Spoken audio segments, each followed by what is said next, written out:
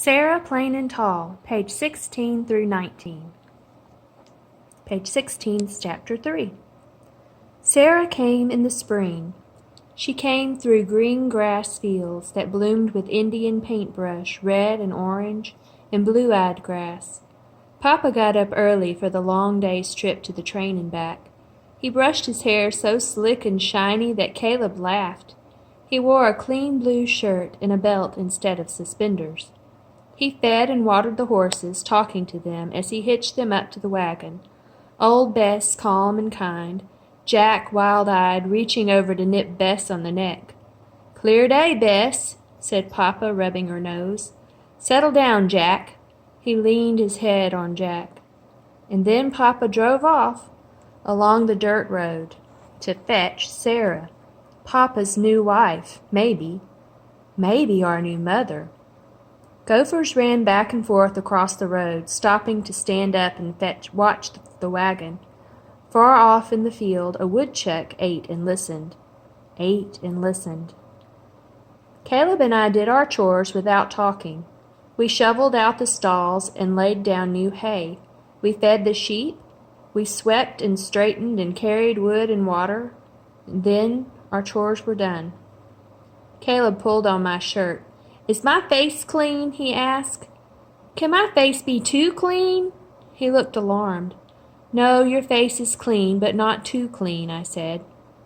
Caleb slipped his hand into mine as we stood on the porch watching the road.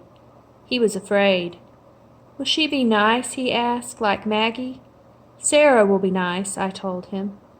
"How far away is Maine?" he asked. "You know how far. Far away, by the sea." "Will Sarah bring some sea?" he asked. "No, you cannot bring the sea." The sheep ran in the field, and far off the cows moved slowly to the pond like turtles. "Will she like us?" asked Caleb very softly. I watched a marsh hawk wheel down behind the barn. He looked up at me. "Of course she will like us," he answered his own question. "We're nice," he added, making me smile. We waited and watched. I rocked on the porch, and Caleb rolled a marble on the wood floor, back and forth, back and forth. The marble was blue. We saw the dust from the wagon first, rising above the road, above the heads of Jack and old Bess, and Caleb climbed up onto the porch roof and shaded his eyes. "A bonnet!" he cried. "I see a yellow bonnet!" The dogs came out from under the porch, ears up, their eyes on the cloud of dust bringing Sarah.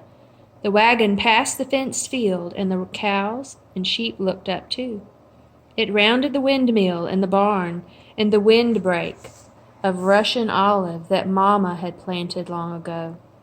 Nick began to bark, then Lottie, and the wagon clattered up into the yard, stopped by the steps.